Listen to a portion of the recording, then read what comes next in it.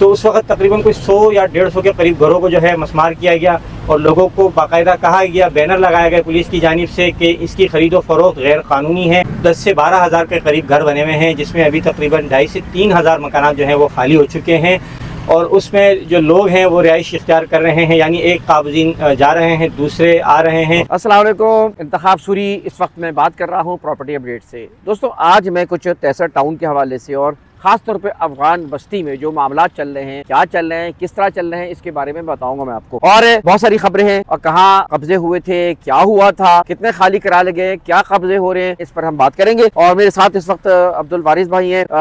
वारिस भाई कैसे हैं? ठीक है।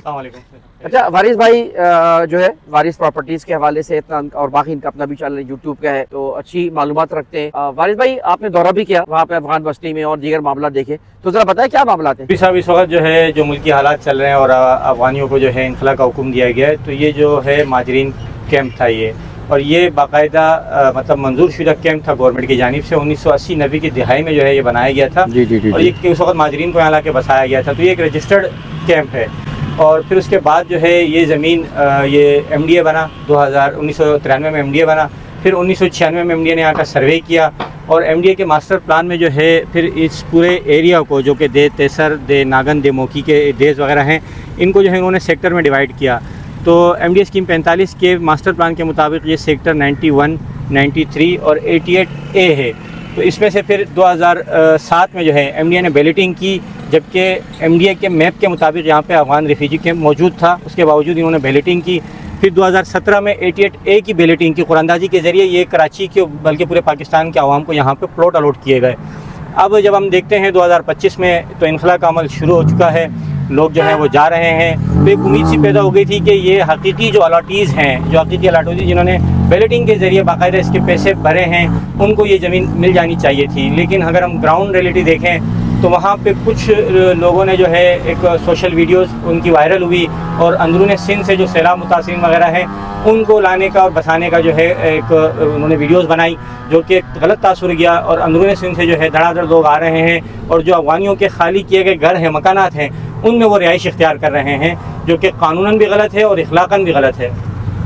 अच्छा, तो अभी मतलब कितने जगहें खाली करा ली गई हैं और वो वहाँ पर क्या इम्कानात हैं जो खतरात में ला रहे हैं? अभी जो है कहा जा रहा है कि जो मैंने देखा है, विज़िट किया है, मैं कल भी गया था, विज़िट किया था, तकरीबन कोई 10 से 12 हज़ार के करीब घर बने हुए हैं, जिसमें अभी तकरीबन 2.5 से 3 हज़ार मकानात जो हैं वो खाली हो चुके हैं और उसमें जो लोग हैं वो रिहाइश इख्तियार कर रहे हैं, यानी एक काबज़ीन जा रहे हैं, दूसरे आ रहे हैं। अच्छा, इसमें भी वहाँ से जो मैंने मालूमात जमा की वो ये है कि हमारे कुछ वकला हज़रात हैं जो बाकायदा उन्होंने वहाँ पे अपने बैनर लगाए हैं, वॉल चौकिंग के ज़रिए वो मकानात की मलकियत जो है अपने हक़ में ज़ाहिर कर रहे हैं। और कुछ फैमिलीज से मैंने बात की तो उन्होंने मुझे बताया कि हमें ये बेचे गए हैं फ़ला वकील साहब की जानिब से, फ़ला मक्सी साहब की जानिब से या फ़ला सुमरो साहब की जानिब से ये हमें बेचे गए हैं। और कुछ लोगों ने बताया कि हमें जो है वो मंथली यानी कि बिठाया गया है। तो ये देखने में तो ये आ रहा है कि ये जो है मतलब जल्दबाजी में लोग ये समझते हैं कि शायद हम इस पर कब्ज़ा कर लें, तो बिल्कुल गलत है। दोनों जानिब से गरीब का ही नुकसान है, जो बेचारे ख़रीद रहे हैं उनका भी नुकसान है और जो यहाँ बैठ हैं, जिनको बिठाया जा रहा है, जिनके उस पर कब्ज़ा किया जा रहा है, यानी उनको मंथली दे के बिठाया जा रहा है, उनके अगेंस्ट उस पर ये कब्ज़ा किया जा रहा है, वो भी गलत है। फिर उसके बाद गवर्नमेंट जो है वो एक्शन में आती है और गवर्नमेंट कहती है कि ये जो है MDA की ज़मीन है और ऑपरेशन शुरू करती है तकरीबन कोई गालिबन 15 अक्टूबर को, यानी कल उन्होंने जो है ऑपरेशन शुरू किया। सारी जितनी भी हमारी फोर्स थी वो सवारी भी थी, रेंजर्स, पुलिस वगैरह, जिसमें MDA के भी जो है वो अफसरान मौजूद थे। तो उस वक्त तकरीबन कोई 100 या 150 के करीब घरों को जो है मस्मार किया गया और लोगों को बाकायदा कहा गया, बैनर लगाया गया पुलिस की जानिब से कि इसकी खरीदो फरोख्त गैर कानूनी है, कोई भी इसकी खरीदो फरोख्त ना करे। ये जो है MDA के बैलेटेड शुदा सेक्टर हैं।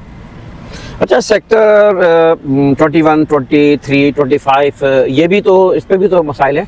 जी बिल्कुल बिल्कुल, आप सही कह रहे हैं, ये भी इंक्रोच है। सेक्टर 23 को अगर हम देखें तो तकरीबन इसका 10% जो है इंक्रोच हुआ है, जो कि बिल्कुल सेक्टर 91 के सामने पड़ता है। फिर अगर हम 25 को देखें तो ये मुकम्मल इंक्रोच है, इसमें तो बिल्कुल भी जगह नहीं है। फिर सेक्टर 11 को देखें तो ये भी इंक्रोच है। लेकिन ये जो इंक्रोचमेंट है ये नोटिफाई, मतलब ये जो अफगान बस्ती है ये नोटिफाई थी, यानी गवर्नमेंट ने इसको डिक्लेयर किया था अपने रिकॉर्ड में। और यहाँ के जो लोग थे इनको कभी भी जो है परमानेंट कोई भी डॉक्यूमेंट्स नहीं दिया गया किसी भी किस्म का। जबकि बाकी जो सेक्टर्स हैं ये बाद में फिर ये एक्सटेंशन किए गए, कब्जा किए गए। उनके पास या तो है तो अक्सरियत उनकी पाकिस्तानी है, मुश्किल से उसमें 10 से 15% अफगानी भी होंगे जो बाद में लोग आए, सन 2000 में आए, 2005-10 में आए, लेकिन वो फिर दूसरे सेक्टरों में शिफ्ट हुए, तो वो ऐसे हैं कि मिक्स हैं वहाँ। यानी अगर वहाँ आप ऑपरेशन करेंगे तो वहाँ आपको 90% 80% लोकल पाकिस्तानी हैं, जिसमें पठान की अक्सरियत ज़्यादा है, फिर हमारे सिंधी भाई, बलोच भाई, उर्दू स्पीकिंग वगैरह भी थोड़े बहुत हैं, तो वो मिक्स है। अब वहाँ से अगर होगा तो टारगेटेड ऑपरेशन एक होता है ना कि भाई ये घर है अफगानियों का, ये घर है, इस तरह खाली किया जा सकता है। और अगर कंप्लीट ऑपरेशन किया जाए तो वो और अच्छा है, सेक्टर खाली हो जाएंगे और लोगों को जो है जिनकी ये ज़मीनें हैं, जिन्होंने बैलेटिंग के ज़रिए लिए हैं, जो हकदारान हैं, उनको उनका हक मिल जाएगा। अच्छा अवैज भाई, ये तो 1980 में ये अफ़गान बस्ती आबाद हुई ना, शुरू हुई, और जो अफ़गानिस्तान में ज़ाहिर मसाइल खड़े हुए थे, जंगें हुई थी, तो उसके बाद वहाँ से आना शुरू हुए थे, पाकिस्तान ने उनको जगह दी थी।